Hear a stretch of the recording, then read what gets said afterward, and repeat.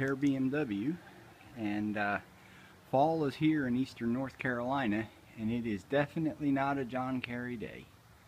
I think it's about 60 degrees right now and threatening for some rain. Leaves are gone, overcast. But I wanted to show you something. Doing the old home improvement thing this weekend, trying to get ready for winter, and I was installing these extra weather strips because we get a lot of direct wind off the water that's behind us. Can't see it, but there's the river's back over that way and kind of comes around and then comes up in front of the house. So we needed some extra protection from the wind.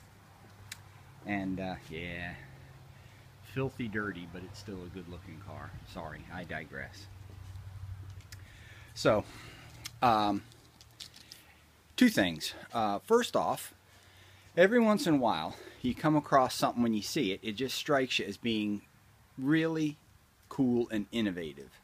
And some of you may think I'm crazy, and then there's going to be some of you who are just going to understand what I'm saying. But those big long strips that I just put on the door came all wrapped up in this this mess here. And I got these at my home improvement center, and they're, good Lord, what happened there? They're made by a company called MD, whatever. But here's my point. Somebody in that organization was really clever. And what you get in that little kit is you get two long jam strips, you get one short jam strip, and you get screws. Now, sometimes when you get these things, the screws are in a bag, sometimes they're loose, they fall out, you know. So somebody at MD deserves a lot of credit, and I'm going to show you why.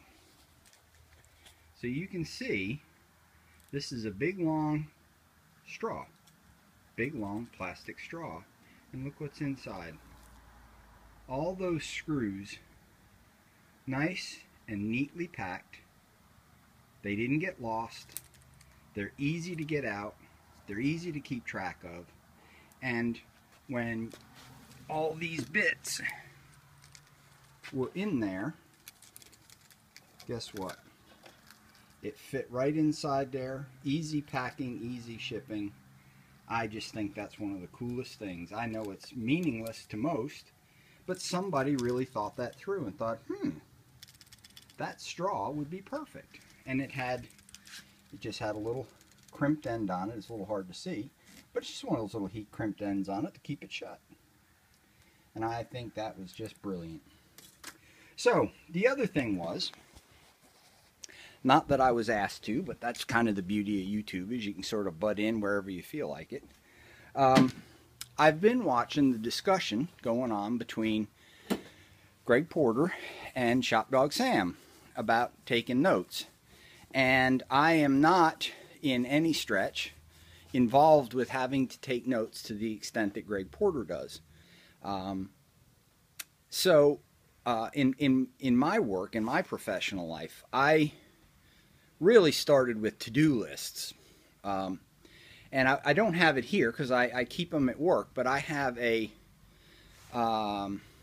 notebook with this, I guess it's considered spiral bound, that I found a number of years ago and is available widely. And it has a header at the top that has blocks in it where you can put the date and the time and a heading. And it has a box that says page. And what I do, Shopdogsam was wondering about, well, how do you know if it goes on to another page?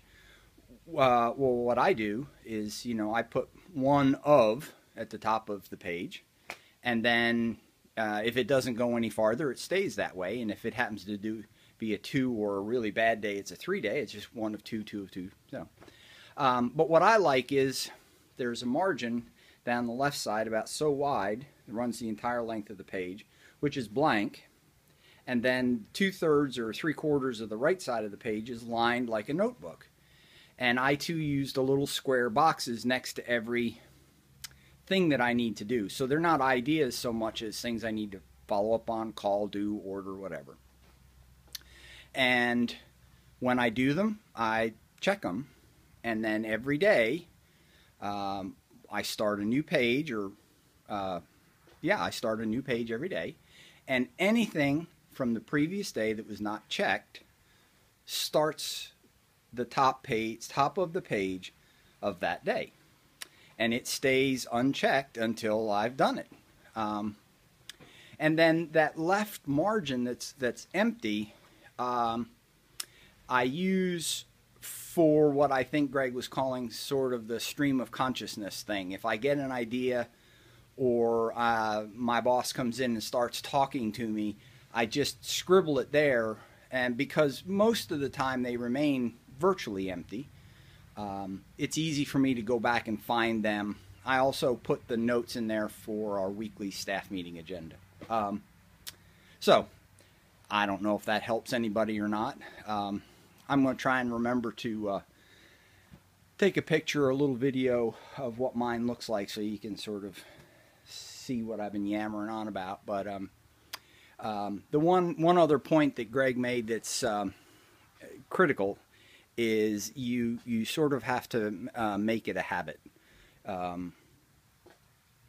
If first thing I do when I sit down in the morning is I cut the power onto the computer and pull out my notebook, open it up, and get all of my day set. And if it's slow the night before, sometimes I'll transfer the undone things over. But first thing every day, and I keep it open all the time. I try, if I'm going to a meeting, which I don't have to go to meetings much, but I try to carry it with me. But really, it's basically just a to-do list for me. But you have to make a habit of it. If you, I see people who are more creative will frequently carry just like a notebook, and they're just constantly writing and writing and writing and writing.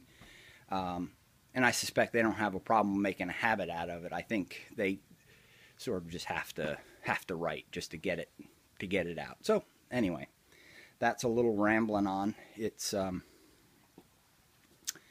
about time for me to go down here. Oop, not trip over the contractor's mess. What a mess this place is, but nothing I can do. About time for me to go down here. Oh yeah. Yep. Apple Sam Adams. And I'm going to go, well, I can't do that one-handed. John Kerry's got it worked out to a science. I can't do it. But anyway, I'm going to go up and edit this video, put it up, and that's it. We'll talk to you later. Bye. We're sorry, the number you have dialed is not in service at this time.